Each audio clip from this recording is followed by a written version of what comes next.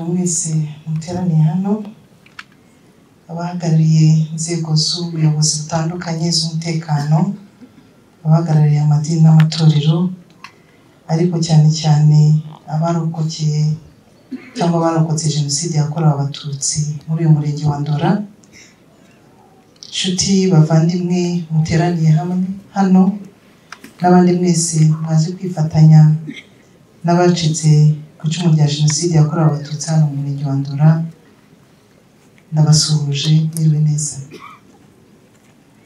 Muri uyu mwanya ndagira ngo bihanganishe abacitse ku icumu rya Jenoside yakorewe Abatutsi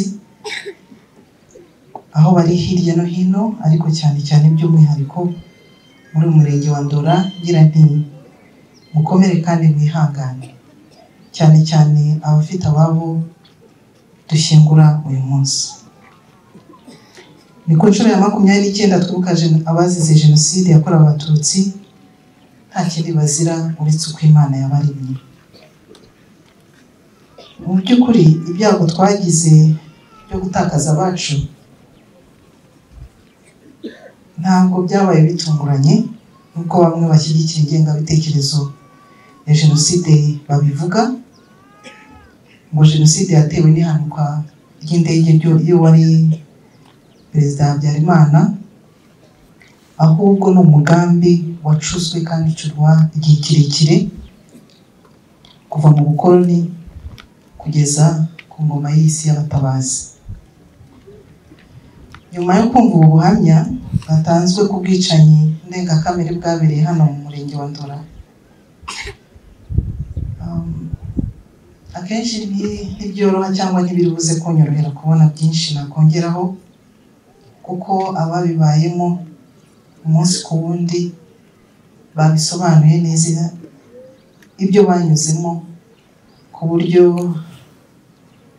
muri aka kanya nshaka kugaruka ku mateka y'imibanire y'Abanyarwanda kuva mbere y'umwaduko w'abazungu kugeza mu mwaka w'1994, kuko kumva neza aya mateka bidufasha kumenya aho tuva n'aho tugana, bityo tukabona uko dukomeza gusigasira gahunda twihaye ko nta Jenoside izongera kubaho ukundi mu gihugu cyacu.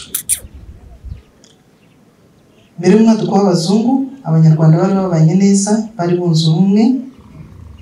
Abakoloni bakimara kugera mu gihugu basanze nta bundi buryo bafite bwatuma ubumwe Abanyarwanda bari bafite busenyuka, maze batangira kubacamo ibice, ariko bakoresheje iturufu y'amoko. Izi nyigisho z'abazungu zakomeje gufata intera ikomeye, ndetse kuwa 27 z'ukwa 9 umwaka w'1959 nibwo Habyarimana Gitera Yosefu wanavukiye muri aka karere ka Gisagara yatangaje amategeko yise ay'Abahutu, akaba yarakubiyemo inyigisho zo kwanga Abatutsi. Aha kandi ndagira ngo nibutse ko imwe mu nzira bateguye Jenoside bakoresheje yabaye yo gutandukanya abaturage, buri tsinda rigahabwa izina ryihariye maze rikagenderwaho babatandukanya n'abandi badahuje itsinda, nyuma bibasiwe bakamburwa ubumuntu nk'uko twanabyumvise mu buhamya ndetse n'indirimbo z'umuhanzi. Ibi rero niko byagenze muri Jenoside yakorewe Abatutsi nk'uko amateka nyine abitwereka. Aha nanone mu nyemerere nibutse bimwe mu byo Nyakubahwa Perezida wa Repubulika Paul Kagame yavuze ubwo yatangizaga kwibuka ku nshuro ya 29 muri uyu mwaka, aho yagize ati: nta muntu n'umwe hano n'ahandi ku isi wahisemo kuba uko ari, nta wahisemo ubwoko bwe, umuryango arimo. Hari ibintu byinshi duhitamo, wahitamo idini ariko ntabwo wahitamo kuba umuntu wo kugirirwa nabi. Mu by'ukuri nabo babagiriye nabi ntibahisemo kuba muri iryo tsinda cyangwa ibisa n'ibyo. Ayo akaba ari amagambo asubiyemo ya Nyakubahwa Perezida wa Repubulika. abakoze jenoside barahindutse cyane. Nyuma y'aho ubwami buviriyeho n'ubukoloni buviriyeho bugasimburwa na repubulika, ivangura ry'amoko ryakomeje kugaragara ndetse hiyongeraho n'iry'uturere, hazamo abakiga n'abanyenduga. Bikaba byarakomeje kugeza ubwo byoretse igihugu bikatugeza kuri jenoside yakorewe Abatutsi. Kuba rero duteraniye hano turi mu gahinda ni ingaruka z'ubuyobozi bubi bwashyize imbere ingengabitekerezo ya jenoside. By'umwihariko sinabura kuvuga ko muri aka karere ka Gisagara hari amateka y'umwihariko muri jenoside, kuko uwari uyoboye guverinoma y'isi y'abatabazi ari we Sindikubwabo Theodore yashyigikiye ku buryo butaziguye jenoside ndetse akangurira abandi kuyikora, by'umwihariko muri Butare no mu bindi bice by'amajyepfo aho yavukaga, kuko nk'uko tubizi impamvu usanga muri aka gace k'amajyepfo cyane cyane mu cyahoze ari Butare twibuka muri iyi minsi, ugasanga hose bisa n'ibyabereye igihe kimwe, byose byaherewe ku butumwa bwatanzwe n'uyu wari uyoboye guverinoma y'isi y'abatabazi, kuko guhera ku itariki ya 7 kugeza mu matariki 20 abaturage bo muri iyi perefegitura mu cyahoze ari perefegitura ya Butare bari bagerageje kutagana umujyi w'ahandi ubwo abandi bari batangiye kwicwa. Aha ngira ngo bamwe muri mwe baribuka ibyabaye nyuma y'ijambo yahavugiye muri Mata 1994 ubwo yasabaga abaturage kwitabira jenoside bakomeze kuba bantibindeba. Nubwo ariko jenoside yakozwe n'abanyarwanda yanahagaritswe n'abanyarwanda, bityo no guhangana n'ingaruka zayo bizakorwa natwe abanyarwanda. Amufashe uyu mwanya kugira ngo nshimire RPF Inkotanyi ndetse n'ingabo zayo bayihagaritse. Ubu tukaba dufite ubuyobozi bwiza butareberwa mu ndorerwamo y'amoko ndetse n'andi macakubiri. Nk'uko twabigaragaje, ingengabitekerezo ya jenoside niyo yatugejeje ku bibazo dufite uyu munsi, bityo tukaba tugomba gufatanya mu kuyirwanya ndetse tukanakangurira abakiri bato kuyirinda kugira ngo bazagire ahazaza heza. Mbere y'uko ngana ku musozo w'iri jambo, kugira ngo ngaruke ku byagaragajwe n'umuyobozi wa Ibuka mu karere ka Gisagara ku bibazo bikigaragara mu bacitse kuri jenoside, mu bacitse ku icumu rya jenoside yakorewe Abatutsi, cyane cyane bijyanye n'imibereho yabo. Yavuze ku bijyanye n'abubakiwe amazu atangiye gusaza ndetse na bamwe batarayabona. Yagaragaje ikibazo cy'inkunga y'ingoboka itagera kuri bose ndetse n'ikibazo cya nimero ibaranga yise PIN, aho bamwe bacikanywe kubera ko batamenye amakuru.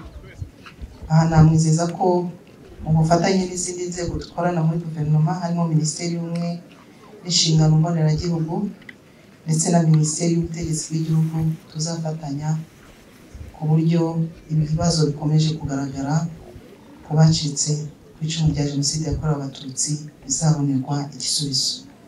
By'umwihariko ku bacikirije amashuri bindeba by'umwihariko, ariko nanone tuzakora ku bufatanye n'izo nzego mvuze n'izo minisiteri zombi, abagize impamvu zitandukanye z'imibereho ndetse bakaba bifuza gukomeza amasomo yabo, tuzabibafashamo. Ku bandi bafite ibibazo by'uburwayi ndetse binagaragara ko akenshi abagize ubumuga uko bakura bugenda bwiyongera kurushaho, nzi ko Minisiteri y'Ubumwe n'ubundi nabyo bikoraho, ariko ndongera njyana ubu butumwa kugira ngo bihabwe umwihariko. Kimwe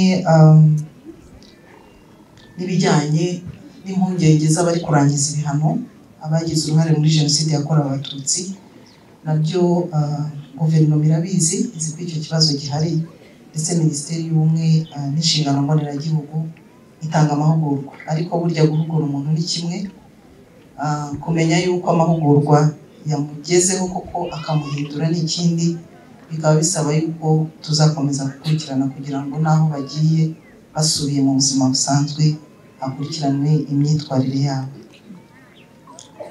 soza rero ndashaka gushimira cyane cyane abarokotse Jenoside yakorewe Abatutsi, kuko bagize ubutwari bwo kubabarira abahemutse, kugira ngo banabyivugiye hano abahagarariye imiryango cyangwa abo dushyingura uyu munsi banabigarutseho bati twarabababariye, ariko namwe ni mutwegere. Hari ikintu yasabye cyoroshye cyane cyo kuvuga ngo ni muturamutse, ubundi icyo nta nubwo bagombye kugisaba. Abari baturanye nabo, abari bahegereye bagombye kuba aribo batera intambwe bakabegera, kuko nk'uko yabivuze barababariye, kandi ibi bigaragazwa n'ibikorwa bakora hirya no hino, no kuba bongera bakagaruka bakanavuga bati muze muturamutse. Turabashimira rero bikomeye, kuko uyu ni umusanzu ukomeye mu bumwe n'ubwiyunge. Ndongera ngashimira kandi abaje kwifatanya n'abacitse ku icumu rya Jenoside yakorewe Abatutsi mu kwibuka no guha agaciro abacu, ndetse no gufata mu mugongo abo yasize iheruheru muri uyu murenge. Ndashaka kugaruka kuri wa mwana witwa Diane. Nkurikije imiryango, abantu bamwe bagiye babona ababo kandi badafite n'ikimenyetso na kimwe, njyewe numvise hari amakuru y'ibanze ku buryo niba hari umuntu wo mu muryango w'uriya mwana ashobora kuboneka. Nkaba nifuza ko bitarangirira mu butumwa atanze hano, ahubwo yakwegerwa agafashwa mu buryo butandukanye. Nzi ko hasigaye harimo n'imbuga zitandukanye, n'undi waba wumvise aya makuru ayatwarira ahandi, akarere kazamwegere kamufashe mu buryo butandukanye ubwo aribwo bwose.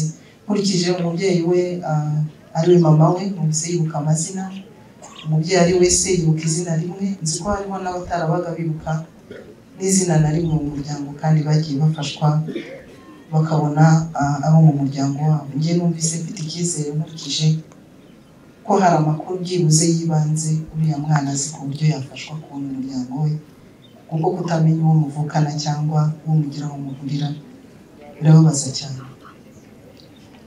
Ndasoza nongera kubihanganisha mbabwira ntimukomere kandi mukomeze kwihangana, dukomeze twibuke twiyubaka.